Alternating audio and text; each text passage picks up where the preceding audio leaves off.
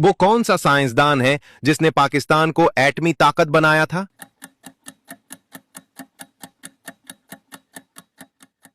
सही जवाब अब्दुल कदीर खान। अगला सवाल, पाकिस्तान की सबसे बड़ी झील कौन सी है?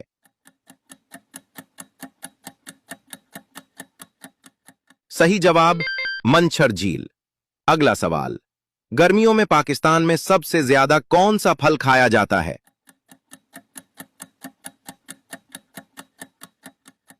अपनी जहानत से इसका जवाब कमेंट सेक्शन में दें।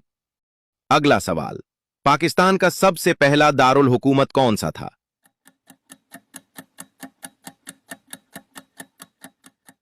सही जवाब कराची।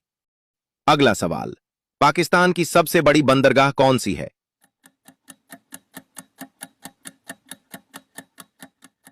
सही जवाब कराची पोर्ट।